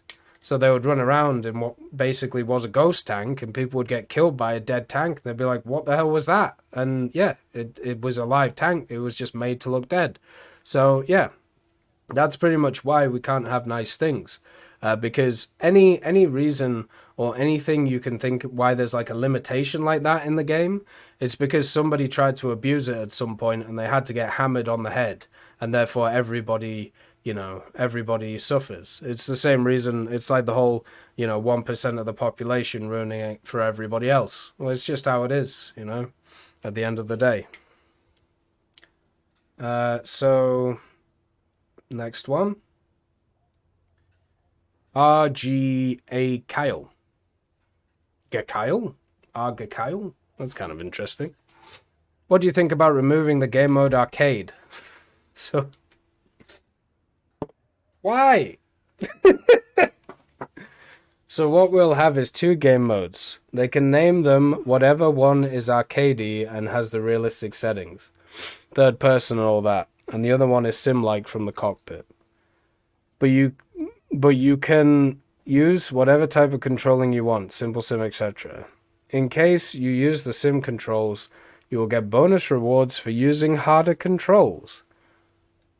This will promote variety and make it easier for players to transition from playing to realistic or arcade only to sim, and reduce queue times and make the player base less divided across the board, and revive the sim player base again, especially for tanks, since you can use the exact same controls you're using or are used to learn playing from the cockpit and gradually improve towards using sim controls for better rewards. To sum everything up, we'll have arcade game mode, which has the current realistic settings, and realistic game mode with the cockpit view / sim view in tanks, with the option of using the current realistic controls for normal rewards, or the current sim controls for better rewards like SL or cruise skills, etc. No. Stop trying to remove things that people like because you want people to play in a certain way. No. Just because you want to see something succeed in the game and you're okay with battering down the doors of everybody else and setting it on fire, most people won't be okay with that at the end of the day. Like, the way that this is set up, is you're trying to basically say, okay, this game mode doesn't matter, people don't like this, let's remove it and force people to play in a different way. But if you actually have a look at arcade, like I was playing a lot of arcade recently to respec vehicles, it's a very healthy game mode, especially at the low tiers. Why get rid of that? Just so other people can have other parts of the game, revived. Like, there's no need.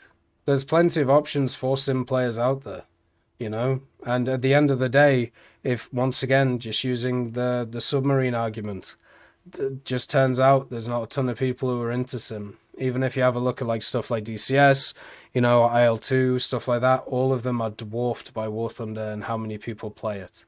I don't think they should change fundamentally a 3 standard setup system with arcade, realistic, and simulator, which has proved for many years to be incredibly successful, and also at the same time give people the most player choice out of any game that's existed. Just because players are picking the part of the game that you don't want them to pick doesn't mean that you should remove it from them.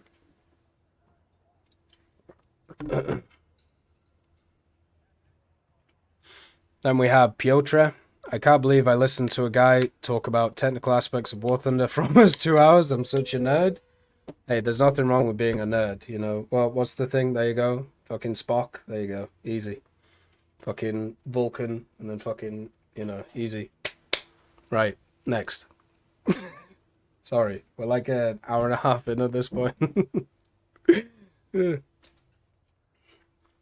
Found an entire Wings of Prey DLC in War Thunder files recently. Yeah, because it's the single player missions, that'll. Right. Of course I'm a nerd. Come on. I'm a geek. I'm a sheet geek. I literally have degrees in science, man. Like, I don't think anybody is like turning around and being like, "Oh, this guy's obviously a fucking Chad or whatever." No, I'm a nerd who likes to lift weights. Like, it's just how it is. We're all fucking nerds. We play a game about vehicles and history and all of that. Like, come on now. Right. So now we have Octane. I'm a heavy smoke user in my Tigers. Smoke is really hard to model into the game because wind. I get adding realism, the change is okay. I can't get the rank 3 in other nations. I'm busy grinding events and could only play rank 3 plus I already have, or buy premiums less than event vehicles. Sim is my favorite and it upsets me it's not part of the events. It's broken, fix my game. I only have so much time and getting vehicles is the grind I hate versus playing the modes I prefer. That's fair. I'd love to see the B-52 with actual bomber missions. Yeah, but you won't have time to grind it. Wages require knowing or researching specific strategies to do. Okay, not even good. I don't want to play those vehicles and force a grind I won't enjoy. I don't enjoy being forced to manipulate my encounters to play worse to get an achievement if my team does good enough to get couple extra lions with tanks in a tier I didn't want to play. Let's just do this. Didn't want to play. They don't hurt to try or add. My time in game matters. Infantry was stupid. Space is stupid. They spend development time on garbage, on useless one-time Call of Duty features, and fad garbage like soccer. Spice Wars were cool. But the multi-crew tank version is annoying, useless, and expensive. You can't cry about fake tanks, then like fake events. Make events game-orientated and not flashy garbage. Same with the decorations. Go historical. I like the fun ones too. This is progressing well. Gaijin does use pattern marketing just with content creators. We see them have all the cool shit, doing good, and we want it. Yeah, pretty much. Like that's true. Yeah, I think this one comes down to different people enjoy different things, right? The fact that you don't want to grind to like rank 3 of different nations, but also have or believe that you'll have the time to get to the B-52 kind of just shows like, different perspectives, different opinions on what people want from the game. Now, for me, just to give you an idea, if you are a veteran player, so I ground out the French Navy rank 1, 2, and 3 in 3 days, right? If we just total the amount of game time, it's 3 days. So, yeah. The events thing is fair, you know, once again, just different things are going to appeal to different people. And one of the things that's nice about War Thunder is they do try and appeal to the most people. So the idea is not that you do everything, or, you know, you don't be like a crazy guy like me who tries to do everything. Instead, it's actually better to like pick and choose your battles with it, right? Because you're never going to get everything, because it's pretty much impossible to do. So yeah, it's at the end of the day, they have to appeal to a ton of people. They seem to be doing it effectively, and the story of War Thunder, or how it's played, is down to you and not the company.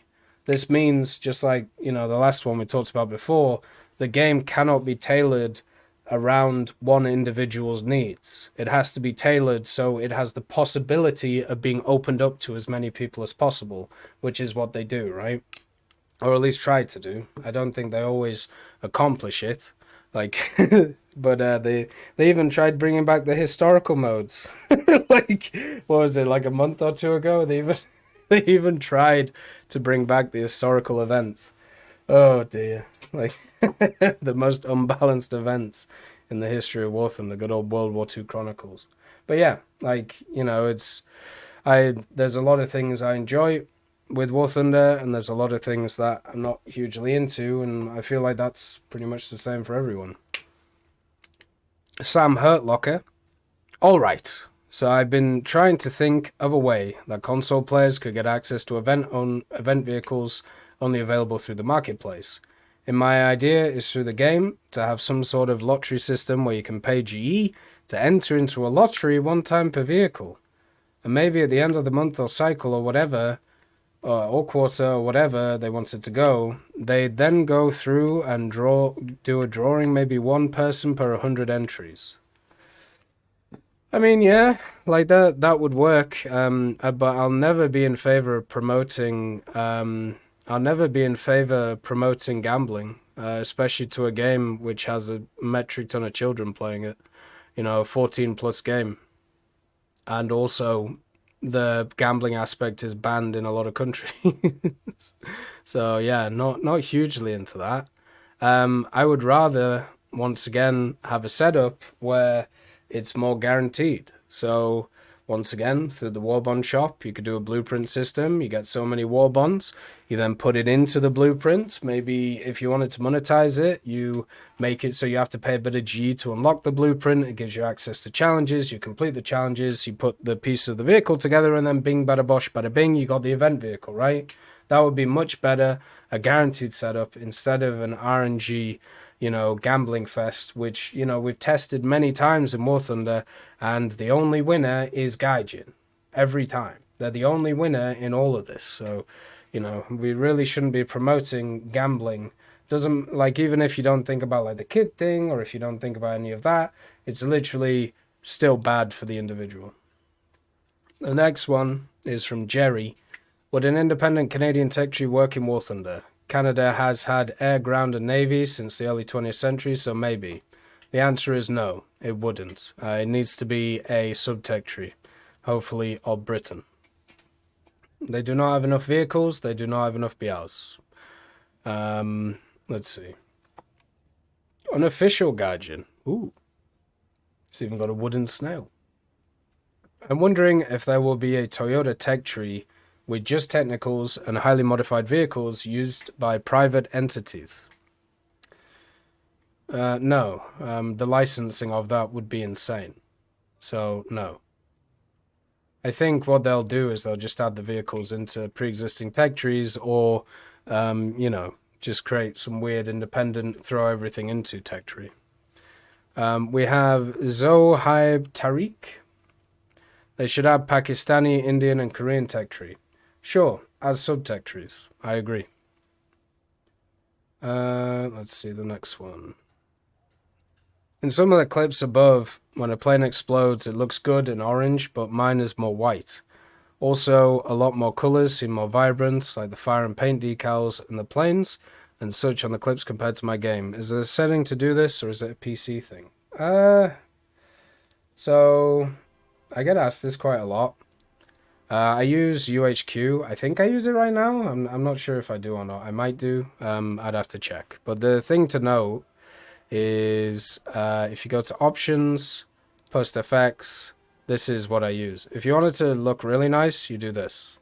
So this is like, you know, cinematic, blah, blah, blah. But yeah, that's all I do to make the game look how it is.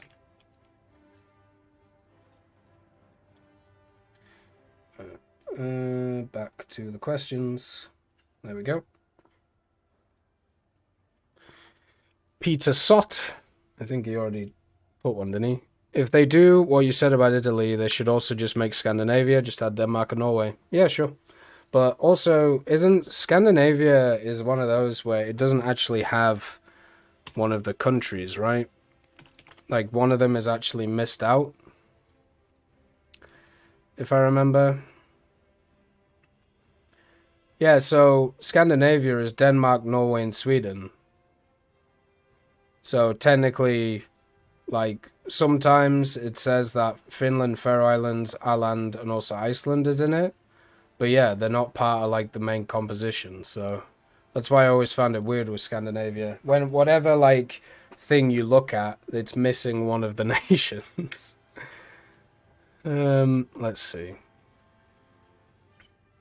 Team Valkyrie, once again, would love trading wages for war bonds. I'm not good yet, so I have a ton of wages I don't use because I'll lose or sell on them. Console really needs this. Oh, yeah, sure. I mean, yeah, we talked about it last time. I mean, why not? Like, let's go. This is from Geralt of Rivia. I've only watched the 2 episodes of Volume 1 of The Witcher Season 3, so we'll see how it goes. Britain is horrific to play right now, other than the South African vehicles, constant APDS shattering, bouncing, and even if you do pen, you kill 1 crew member at most. There is definitely annoying vehicles. I would still say it's a positive experience.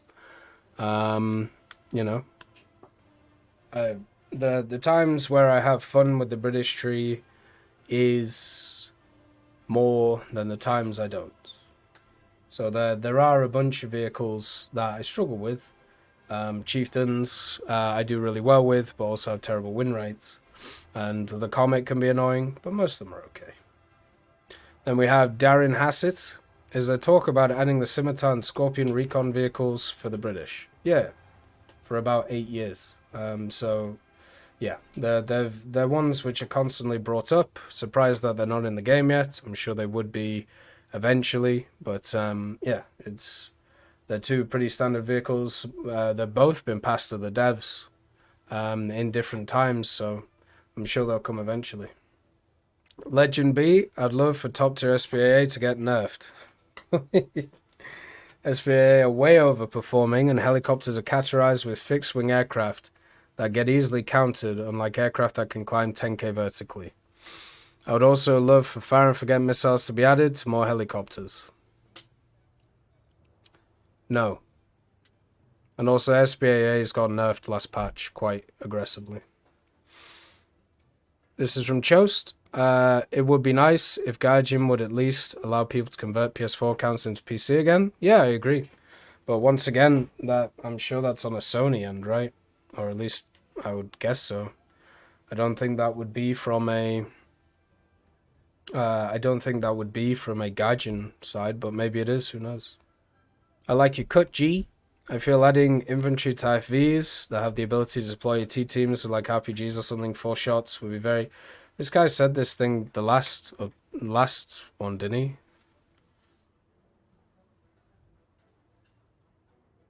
I'm pretty sure... Yeah, I said no to that one. Like,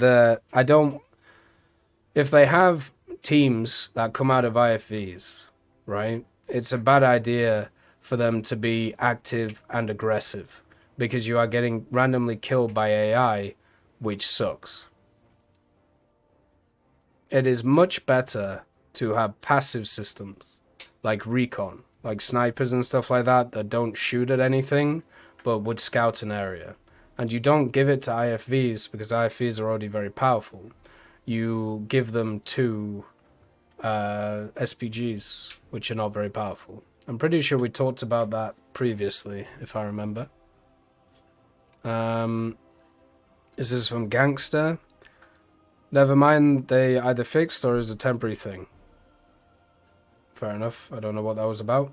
I found an interesting bug.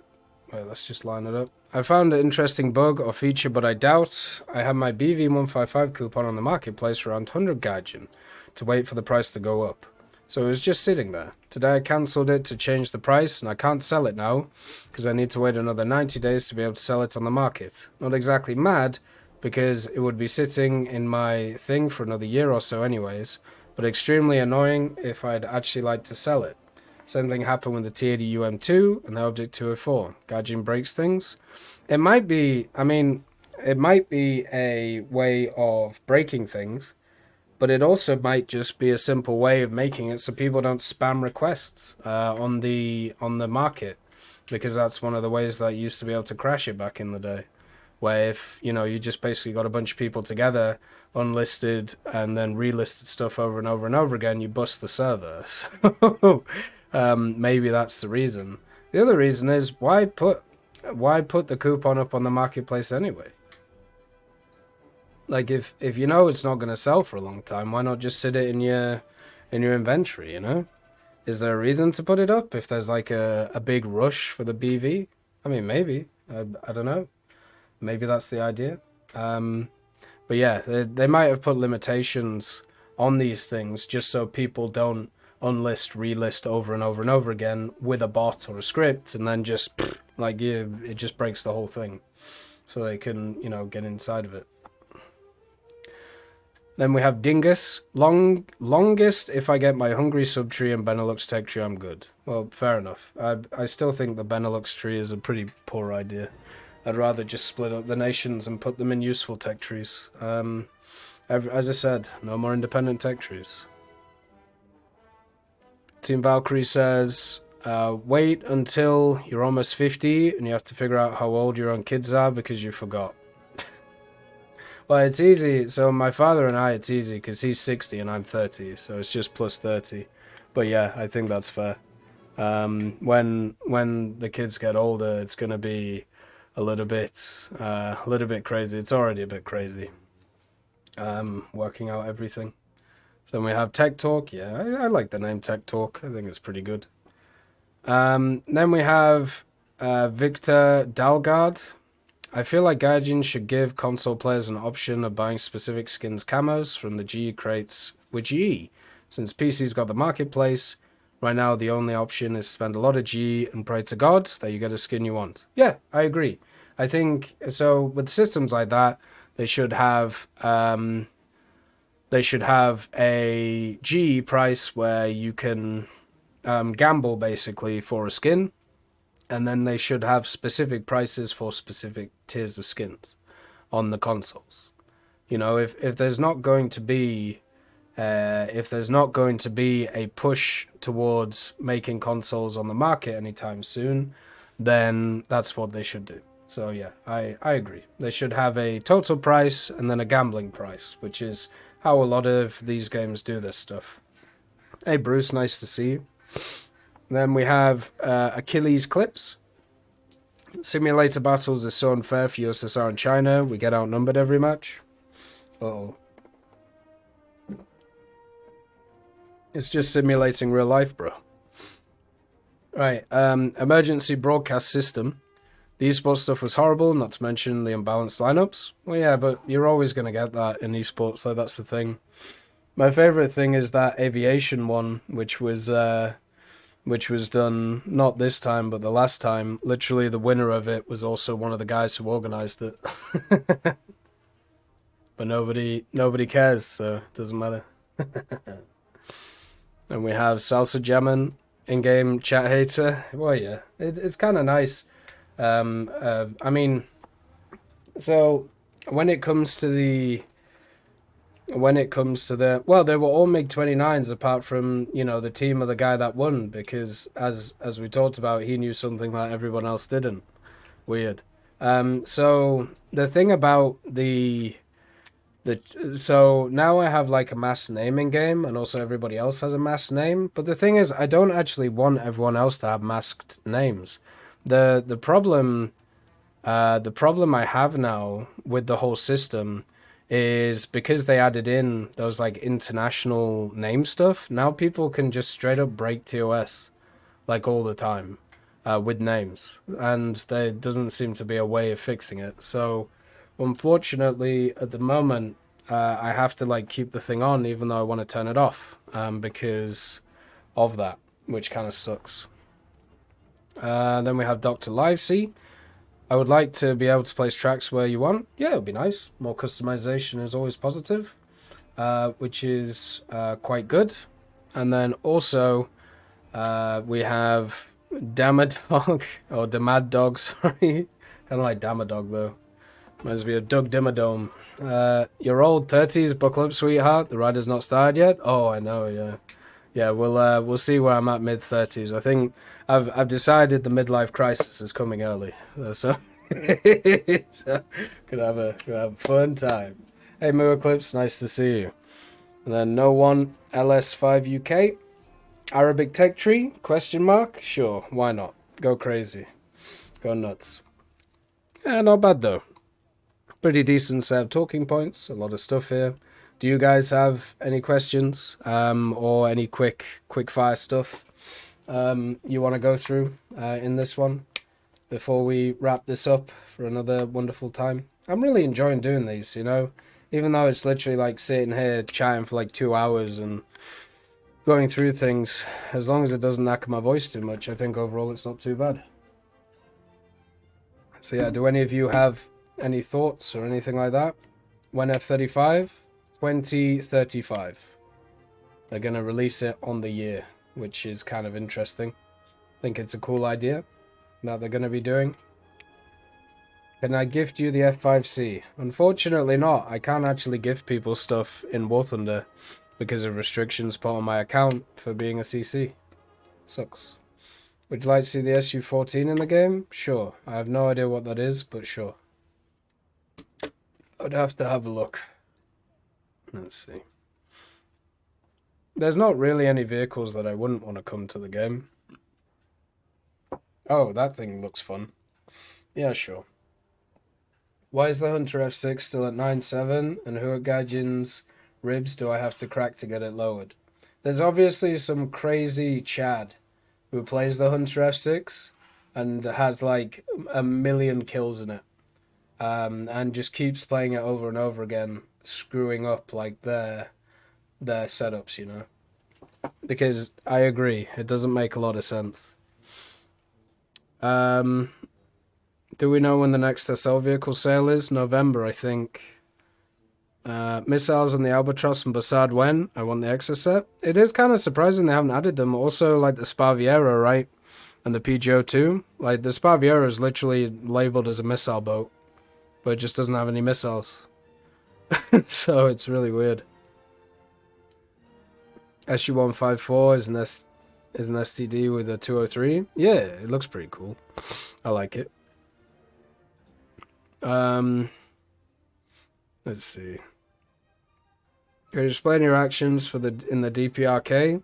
Everything was legitimate through the laws of the land. Why does the T-18 still have bomber spawn when its only role is to hunt other bombers? Because people bought in it, so therefore it has terrible statistics.